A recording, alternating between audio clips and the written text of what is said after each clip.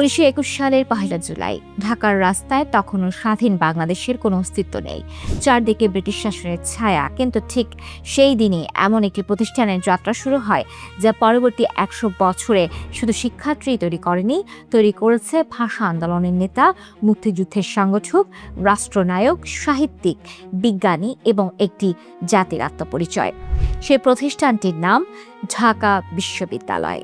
আজকের গল্প কেবল একটি বিশ্ববিদ্যালয়ের জন্মের গল্প নয়, এটি একটি অঞ্চলের বঞ্চনা, সংগ্রাম, স্বপ্ন এবং আত্মপ্রতিষ্ঠার ইতিহাস। 1905 সালে ব্রিটিশ সরকার বঙ্গভঙ্গের মাধ্যমে পূর্ববঙ্গ ও আসাম নামে নতুন প্রদেশ গঠন করে। রাজধানী হয় ঢাকা। তখন পূর্ববঙ্গের মানুষের মধ্যে উচ্চশিক্ষার ব্যাপক চাহিদা তৈরি হয়। কিন্তু 1911 সালে বঙ্গভঙ্গ বাতিল হয়ে গেলে পূর্ববঙ্গের মানুষ নিজেদের বঞ্চিত মনে করে। এই ক্ষোভ প্রশমনের অংশ হিসেবে ব্রিটিশ সরকার ঢাকায় একটি বিশ্ববিদ্যালয় প্রতিষ্ঠার প্রতিশ্রুতি দেয়। দীর্ঘ আলোচনা, রাজনৈতিক বিতর্ক এবং নানা বাধা অতিক্রম করে 1920 সালে ঢাকা ইউনিভার্সিটি অ্যাক্ট পাস হয়। এরপর 1921 সালে 1 জুলাই আনুষ্ঠানিকভাবে যাত্রা শুরু করে ঢাকা বিশ্ববিদ্যালয়।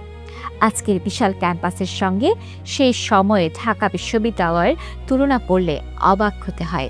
শুরুতে ছিল মাত্র 3টি অনুষদ, কলা, বিজ্ঞান ও আইন। ছিল 12টি বিভাগ, প্রায় 60 জন শিক্ষক, 877 জন শিক্ষার্থী এবং মাত্র 3টি আবাসিক হল। প্রথম উপাচার্য ছিলেন স্যার ফিলিপ জোসেফ হাজর্ক। ব্রিটিশ শিক্ষাবিদ হলেও তার লক্ষ্য ছিল এমন একটি বিশ্ববিদ্যালয় গড়ে তোলা যেখানে শুধু পরীক্ষায় পাশ নয়, গবেষণা ও জ্ঞান চর্চাকেও সমান গুরুত্ব দেওয়া হবে। একটি বিশ্ববিদ্যালয়ের পরিচয় শুধু তার ভবন দিয়ে হয় না, পরিচয় হয় তার চিন্তা দিয়ে। ঢাকা বিশ্ববিদ্যালয় খুব দ্রুত এমন এক জায়গায় পরিণত হয় যেখানে নতুন ধারণা, নতুন রাজনীতি এবং নতুন সংস্কৃতির জন্ম হতে থাকে। 1948 সালে রাষ্ট্রভাষা বাংলার দাবিতে প্রথম বড় প্রতিবাদগুলোর একটি গড়ে ওঠে এই ক্যাম্পাসেই। 1952 সালের ভাষা আন্দোলনের নেতৃত্বে ছিলেন এই বিশ্ববিদ্যালয়ের শিক্ষক শিক্ষার্থীরা। এরপর 1969-এর গণ অভ্যুত্থান, 1971-এর মহান মুক্তিযুদ্ধ, প্রতিটি ঐতিহাসিক অধ্যায়ে ঢাকা বিশ্ববিদ্যালয় ছিল আন্দোলনের কেন্দ্রবিন্দু। এর কারণেই একে অনেকেই শুধু একটি বিশ্ববিদ্যালয় নয়, বাংলাদেশের রাজনৈতিক ও সাংস্কৃতিক বিবেক বলে থাকে।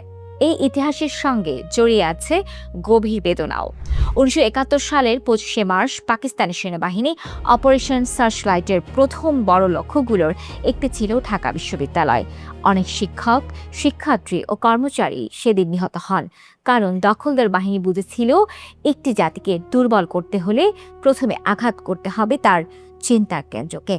এই ঘটনায় প্রমাণ করে একটি বিশ্ববিদ্যালয়ের শক্তি শুধু শ্রেণীকক্ষে সীমাবদ্ধ থাকে না, তার প্রভাব পুরো জাতির ওপর পড়ে।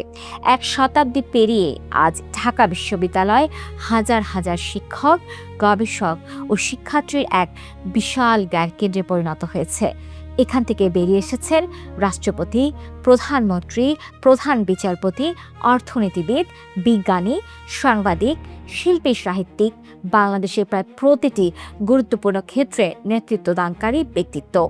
এটি শুধু বাংলাদেশের নয়, দক্ষিণ এশিয়ার অন্যতম গুরুত্বপূর্ণ উচ্চশিক্ষা প্রতিষ্ঠান হিসেবেও স্বীকৃত। তবে একটি প্রশ্ন থেকেই যায়, ঢাকা বিশ্ববিদ্যালয়ের সবচেয়ে বড় অর্জন কি? তার শতবর্ষ নাকি তার ভবন? সম্ভবত কোনোটিই নয়।